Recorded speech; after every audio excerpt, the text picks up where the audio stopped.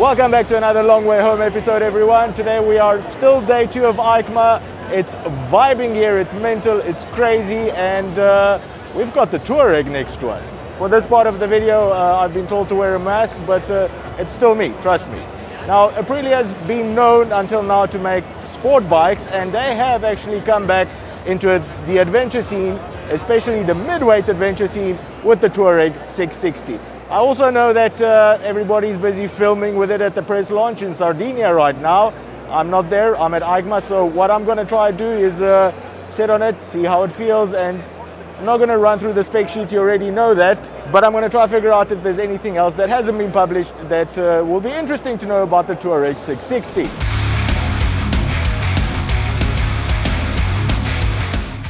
Now, the first thing that you notice when you look at the new Tuareg is this new design language. It's designed by Italians, but this is not your normal Italian design language. They have Aprilia aptly named it a disruptive design that is a balance between form and function. And this is the perfect example of it. All of these three pieces look like it's like a Lego set, but it's one of those things that you either really love or you hate. And I'm fine with it. It's an adventure bike, it's supposed to be rugged. For me, it looks really great.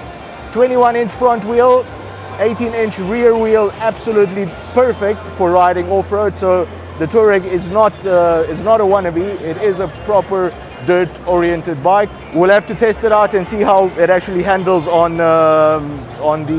paved roads, but I'm pretty sure it's going to be very similar to the Tenere 700, which was pretty good on paved roads as well.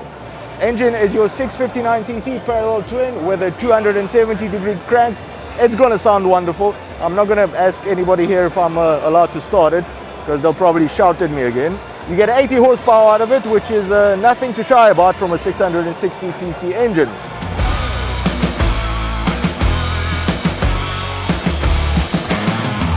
Now, one other impressive stat that really makes you think that this is a proper adventure bike is the amount of suspension travel on the front and on the rear, and the ground clearance that Aprilia designed onto this bike, 240 millimeters. That is enough to get you to the top of Everest probably, so well done on that. All right, let's try out the sitting position first, where most of us will be spending most of our time. It feels very similar to the Tenere 700. I'm very comfortable here. My legs seem to be tucked in next to the tank over here. This new design language of theirs is probably going to offer some wind protection as well, but I'm comfortable. Again, I'm 1.8, 5'11", a few kilograms malnourished, but I can see myself riding this for very long hours as well. Standing up, which you should be doing on off-road, this is very well leg placement, very good leg placement over here. The bike does offer you some support. Yeah, this is lovely. I think it's even a little bit better than the Tenere 700, and that was a very good off-road machine. If we take a look at the subframe over here, it does seem to be welded on. The negative part is that if you do break it, it's going to be a lot more expensive to fix. But the positive part of that is that you now have the carrying capacity of 210 kilograms, which means that you're actually getting into the territory of the big boys when it comes to carrying capacity over here.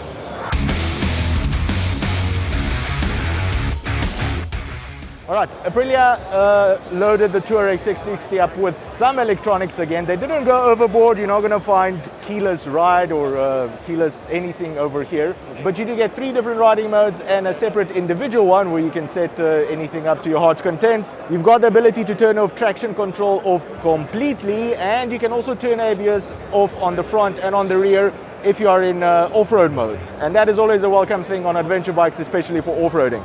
That's it for rider aids. Nice to have electronics. Cruise control comes as standard. On a mid-sized adventure bike, cruise control is standard. So Aprilia is obviously looking for this to be a long-distance tourer on paved roads as well. Well done on that. Bluetooth connectivity, I mean, really, they didn't need to add that there, but they did.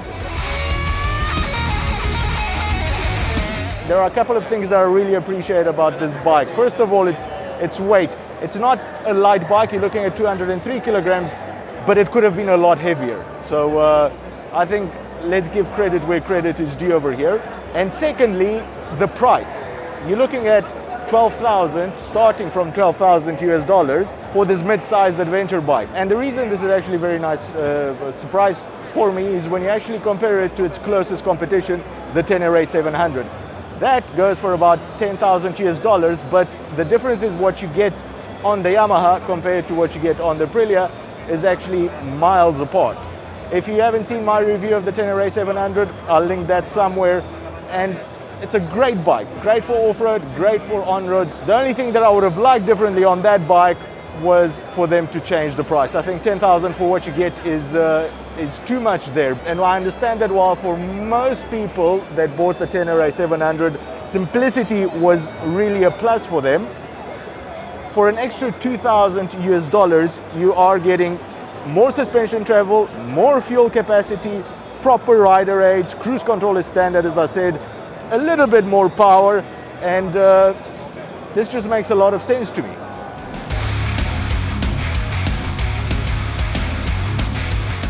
All right, it's getting a bit busy here. The Aprilia staff have been really nice keeping everybody away while we're messing around with our cameras here. I can't wait to actually ride this bike.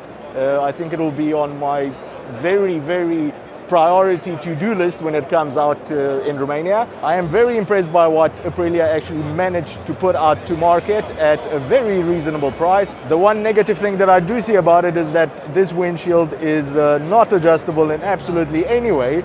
But another positive thing is that Aprilia has put a GPS bar here, holder, so you can mount your phone or navigation or something.